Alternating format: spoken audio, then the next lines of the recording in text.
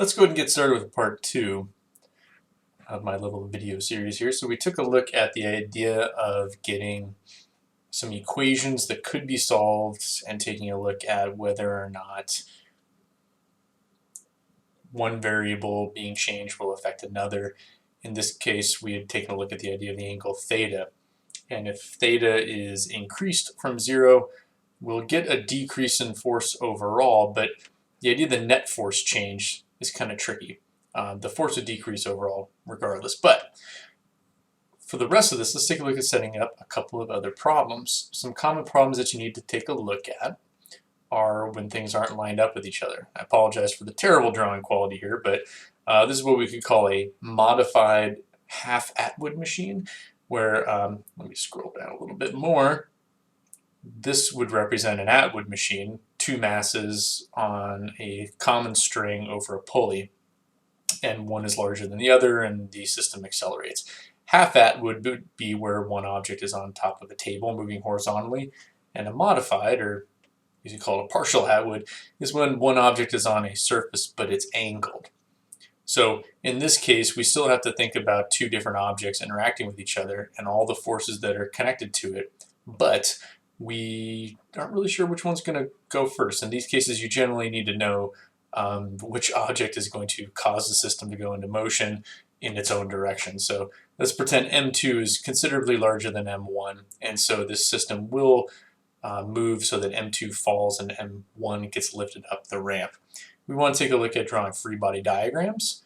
We want to take a look at setting up for each of the objects net force equations in the X and Y for themselves. So let's get started with the free body diagrams. I'll begin those up here. And we'll start with M1. Now M1's on an incline, so it's going to have forces acting on like anything would on a flat surface, but we are going to have to be careful with how we draw forces in relation to that incline. So let's go ahead and draw in what that incline looks like on the free body diagram. We can do that with a dotted line to represent the surface. We don't have to draw it in solid, but we just want to have a reference when we draw our forces. Now, on the big diagram, we can draw whatever we want. So if we go back just to kind of establish some stuff here, we know that they're attached to a common string over a pulley. We're going to assume this is a massless, frictionless pulley, so we don't have to worry about its rotational inertia. But that string is transmitting a force between the two objects. M2 has its weight force trying to pull down.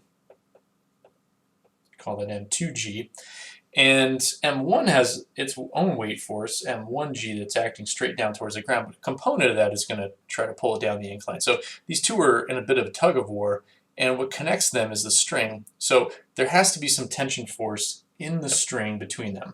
That tension force is pulling upward on M2, but the same tension force is pulling up the incline on M1. It's the same tension force. The only time it would be a different tension force is if we had rotational inertia here and we had to calculate two different tensions. But we're not. We're saying this is massless and frictionless. So now we've got some things lined up. We can go ahead and start drawing in here free body diagrams. For M1, we're going to have its weight force mg acting down towards the Earth. And we can write that as m1g or put it as fg1, however you like to write it. We're going to have the tension force going up the incline. Label that with a capital T. What am I talking about? I don't like to use a capital T because that stands for period. Let's write it as F sub T. I'm looking at too many old AP exams and stuff. F sub T, there we go, that's how we were doing it. It's a force caused by tension. It's a force of tension. In this case, let's suppose that, why not? There's some sort of friction force here. It doesn't say that there's no friction, so let's assume there might be a frictional force. Draw a small arrow going back, F sub F for friction. And then we have a normal force. There still has to be a normal force acting on this block, box, whatever it is, supporting it against the pull of gravity. And that normal force always acts perpendicular to the surface. So we'll call it F sub N. Now I drew those as close to proportional as I can. The tension force we're going to assume is larger than the friction force because the object will accelerate up the hill due to the M2 falling.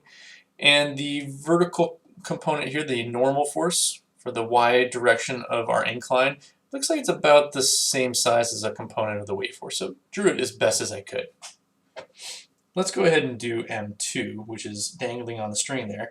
This is a lot easier. We just have M2 times G and the force of tension. Done. That's all we got. This one's drawn a little bit bigger because the thing should be accelerating downhill, but these two tension forces are identical. That's important to remember. Now, we want to write out our net force equations in the x and the y direction for both of these so that we can try to link them together. What's really important to know is that there's a whole lot of algebra that can go into solving these problems, but ultimately, a lot of things cancel out. From the big picture point of view, if we wanted to try to solve what the acceleration of the system is, we would want to think, what if this whole thing, it's all cranked over a pulley, what if it was just in a tug of war? What if we could like unbend it and saw the forces that were fighting against each other? We'd have M2G trying to pull kind of generally towards the right if we unfolded this, if we were to take this whole thing and just kind of magically move it up so it's in line with the M1 and the string there. M2G would be pulling towards the right. M1G's component, sliding component, would try to pull to the left, and friction would be pushing to the left or pulling to the left. The tension forces would ultimately cancel each other out. One's going to be pointing uphill, one's going to be pointing downhill. Big picture net force, they cancel each other out. There's no net force produced by the tension within this system because the rope is part of the system. So ultimately, the more weight you have dangling, the more acceleration you're going to get. The more friction you have over here on M1, the less acceleration you're going to get. They're in a tug of war against each other. But to prove all that, we need to be able to write out net force equations. So let's start out with the hanging mass M2, because that one is nice and easy.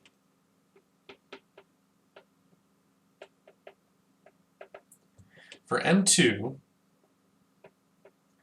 we have a sigma Fx equation that is nothing, because there's nothing pulling to the left or right on that.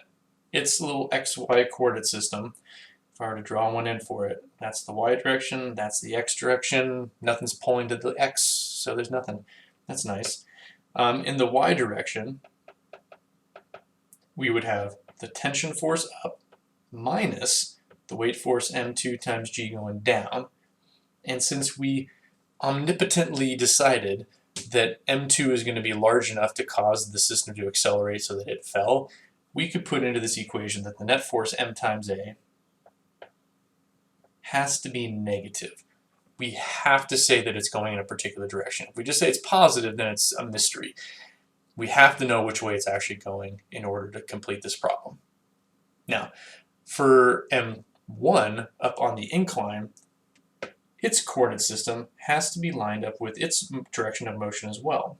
So for it, the x-axis is parallel to the incline and the y-axis is perpendicular.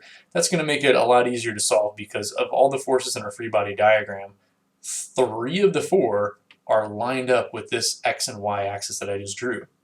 One of them is not. I prefer to only find components of 1 force instead of finding components of 3 forces. So that's why we set up the coordinate system as we have it right here.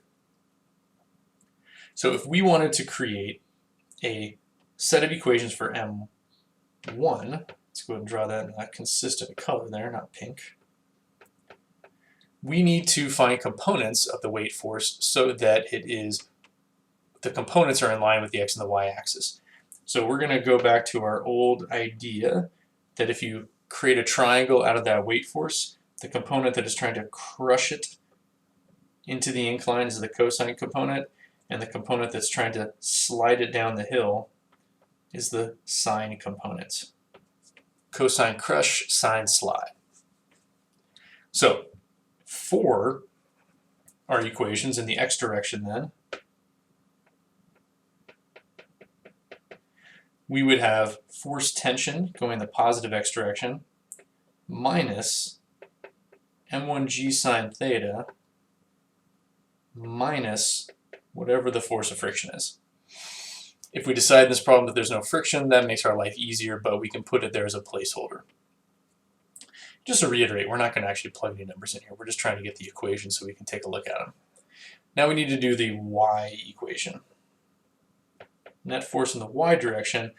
For this particular object, we'd have the normal force pointing in the positive y direction and that crushing cosine component going in the negative y direction, going down. That's all going to equal 0. And I apologize, I forgot to write m1 times a right there. Oh, dang it, I went off screen. Slide it over. There we go. Now, we have to remember, when we're doing these problems, as I mentioned before, this is so much stuff. Both objects have the same acceleration, so this a is the same for both of them. And the tension force is the same for both of them as well. So while it looks like we have a whole lot of variables that we don't know, really what we're going to narrow this down to is two equations with two unknowns.